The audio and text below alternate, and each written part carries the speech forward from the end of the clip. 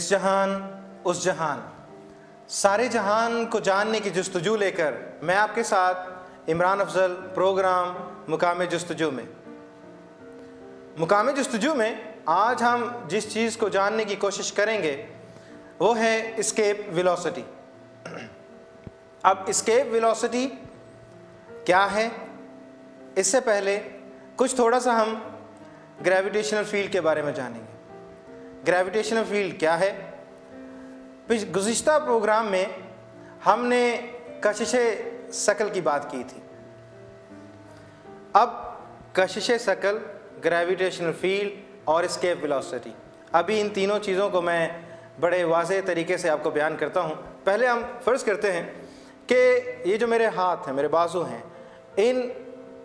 इनकी रेंज में अगर कोई चीज़ आ जाती है तो उसके ऊपर मैं बड़े आसानी से इंटरेक्ट कर सकता हूँ, उसके ऊपर असरअंदाज हो सकता हूँ, मतलब मेरा उसके ऊपर असर हो सकता है। इसी तरह जो ग्रेविटेशनल फील्ड है वो रीजन है जिसके अंदर कशिशे शकल किसी दूसरे ऑब्जेक्ट के ऊपर असरअंदाज हो सकती है।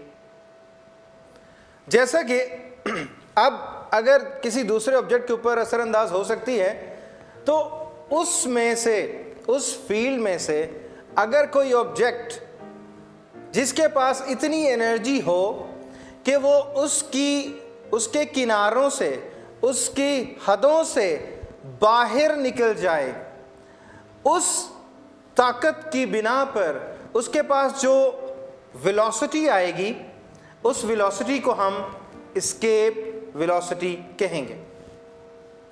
अब एस्केप वेलोसिटी जो है ये बहुत काम की चीज़ है, इससे इंसान ने बहुत फ़ायदा उठाया। लेकिन इससे पहले कि हम इस चीज़ को आगे लेकर चलें, थोड़ा सा हम कुरान पे नज़र दौड़ाते हैं।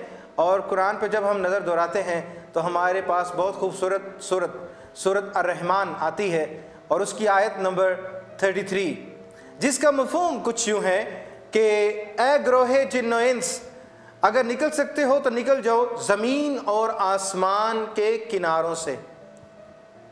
अगर निकल सकते हो तो निकल जाओ ज़मीन और आसमान के किनारों से। तुम नहीं निकल सकते मगर ज़ोर के बल पे। ये ज़ोर जो है ये वो एनर्जी है जिसके तहत कोई ऑब्जेक्ट इतनी ज़्यादा वेलोसिटी हासिल कर लेता है कि वो ज़मीन के किनारों से बाहर निकल जाता है। ज़मीन के किनारों से बाहर निकलने की जस्तजू इंसान की शुरू से है और वो शुरू से जानना चाहता है कि हमारे इर्द गिर्द ये जो सितारे हैं, ये सियारे हैं, इनके बारे में जानने की जस्तजू उसमें हमेशा से रही है। इंसान ने 1926 में ये जो नाकाम जस्तजू को, जो उस वक़्त एक नाकाम मिशन रहा, शुरू किया कि आया हम ज़मीन की हदों से बाहर निकल सकते हैं या कि नहीं। तो ये जस्तजू इंसान को तो नहीं लेकिन इंसान के बनाए हुए एक सैटेलाइट को ज़मीन की हदों तक ले गई, जिसको हम आर्टिफिशियल सैटेलाइट कहते हैं। और ये आर्टिफिशियल सैटेलाइट, पहला आर्टिफिशियल सैटेलाइट 1957 में जो है वो ज़मीन के गिर्द गर्दिश करने लगा। अब ये क्या कोई कुदरती सैटेलाइट भी है? सोचिए, कुदरती सैटेलाइट है? देखा है? नहीं देखा? देखा है। अभी मैं बताऊंगा तो आपको यकीनन पता चल जाएगा कि नहीं, वाकई हमने कुदरती सैटेलाइट भी देखा है। हम अक्सर चांद की बात करते हैं, चांद कुदरती सैटेलाइट है। इसी तरह, इसी बिना पर इंसान ने आर्टिफिशियल सैटेलाइट बनाए मुख्तलिफ मकासद के लिए, जिसमें वो मौसम को जानने की लिए भी सैटेलाइट छोड़े गए हैं, टेली कम्युनिकेशन के लिए सैटेलाइट छोड़े गए हैं और बहुत सारे पर्पज़ के लिए जो है वो हमारे इर्द गिर्द, ज़मीन के इर्द गिर्द जो मुख्तलिफ सैटेलाइट जो हैं वो गर्दिश में हैं और इंसान को उसकी इल्म में इजाफ़ा कर रहे हैं। अब यही जस्तजू आगे चलती है और इंसान चाहता है कि वो भी ज़मीन की हदों से बाहर निकले, زمین کے کناروں سے باہر نکلے۔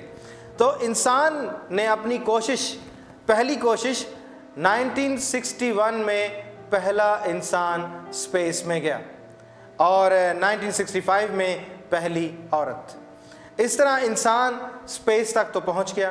اب اسپیس سے تھوڑا سا آگے اس سیٹلائٹ کو جاننے کی کوشش جو قدرتی ہے، یعنی کہ چاند کو جاننے کی جستجو کہ آخر چاند کیسا ہے، چاند کس مٹیریل کا بنا ہے، ہمیں اس کو جاننا ہے۔ لہٰذا ایک مشن 1969 میں چاند پر پہنچا اور انسان نے پہلا قدم چاند پر رکھا، اور بہت ساری جو ہے وہ انفارمیشن جو ہے وہ اس کے بارے میں ہمیں ملی۔ بعد ازاں اس مشن کو کرٹیسائز بھی کیا گیا کہ یہ ایک ڈرامہ تھا، لیکن ہم اس بحث میں نہیں پڑتے، اور اسی بحث کو ختم کرنے کے لیے جو ٹرمپ نے ایک اور مشن جو ہے وہ 2020 میں لانچ کرنے کی جو ہے وہ پلان ہے کہ اب دوبارہ انسان چاند پر جائے گا، اور جو کنفیوژن ہے وہ ساری کی ساری ختم کر دی جائیں گی۔ انسانی کوشش جو ہے وہ ابھی بھی جاری ہے، وہ نہ صرف زمین کے بارے میں جان رہے ہیں بلکہ زمین سے باہر دوسرے پلانٹس کے بارے میں بھی جاننے کی کوشش میں جو ہے وہ مگن ہے۔ وہ مارس پہ اور مختلف جو سیاروں پر مختلف مشن بھیجے جا رہے ہیں، جس میں انسان کی ایک ہی کوشش ہے، جستجو ہے کہ وہ جاننا ہے کہ آخر جو دوسرے پلانٹ ہیں کیا ان کے اوپر بھی زندگی ہے یا کہ نہیں ہے۔ بہرحال یہ جستجو جاری ہے۔ اب اگر ہم تھوڑی سی بات اسی آیت کے دوسرے حصے پر کریں، آسمان کے کناروں، تو آسمان کے کنارے سے باہر نکلنا یہ ابھی سٹل ایک مسٹری ہے۔ اس مسٹری کو ہم پا نہیں سکے۔ اب بھی ایک زمین کے اوپر ہی ایک واقعہ ہے جس واقعے کو جو ہے قرآن پاک میں بیان کیا گیا ہے۔ قوم سبا کا ذکر جو ہے وہ 2 صورتوں میں آیا ہے قرآن پاک میں۔ ایک صورت نمبر جو ہے وہ 34 ہے، اور دوسری صورت جو ہے وہ 27 ہے۔ سورۃ نمل ہے۔ سورۃ نمل میں بڑی تفصیل سے یہ واقعہ بیان کیا گیا۔ یقیناً آپ سب جانتے ہوں گے اس واقعے کو کہ ہدہد جب ایک خبر لے کر حضرت سلیمان علیہ السلام کے پاس اس کے محل میں آیا، اور اس نے خبر دی کہ ہم سے دور ایک سلطنت ہے جہاں پر اللہ کی بجائے سورج کی پوجا کی جاتی ہے، تو یہ بات بڑی جو ہے وہ گراں گزری حضرت سلیمان علیہ السلام پر، اور انہوں نے فرض جانا کہ توحید کا پیغام ان تک بھی پہنچایا جائے۔ تو ملکہ سبا کو جو ہے وہ انویٹیشن دیا گیا حضرت سلیمان علیہ السلام کے کورٹ میں آنے کا۔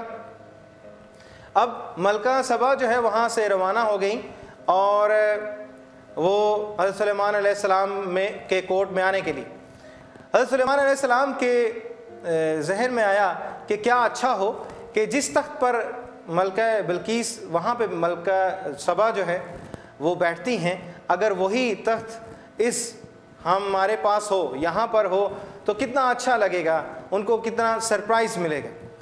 اب اس سوال کو دربار میں اٹھایا گیا کہ وہ تخت لایا جائے۔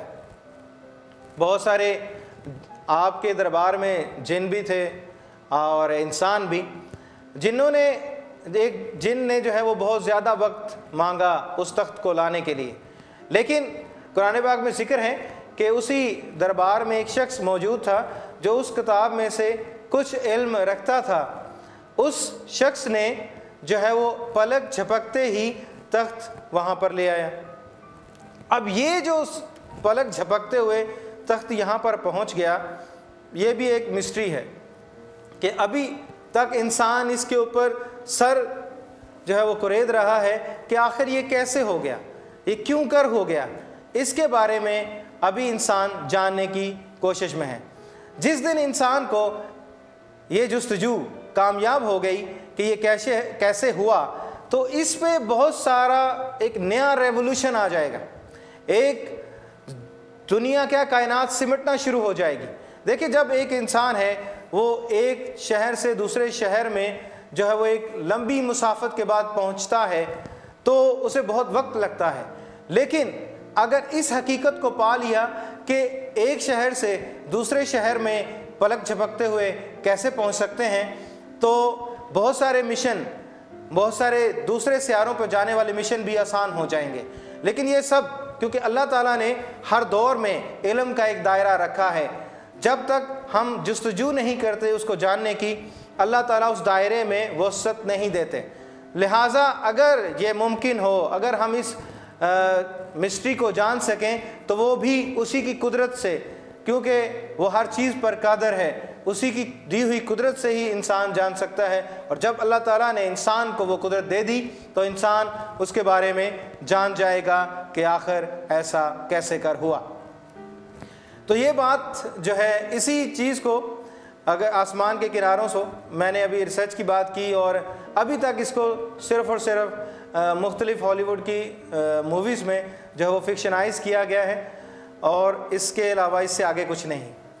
لہٰذا ہم یہ جستجو جو ہے وہ جاننے کی جاری رکھیں گے، کیونکہ کائنات ایک کھلا قرآن پاک ہے، اور اس پر غور کرنے کے لیے جب غور کریں گے تو غور کرنے والوں کے لیے اس میں نشانیاں ہیں اس واحد ذات کی جو میرا، آپ کا، ہم سب کا مالک ہے۔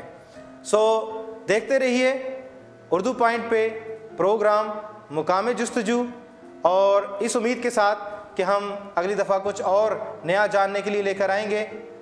میں عمران افضل آپ سے اجازت چاہتا ہوں۔ اللہ حافظ۔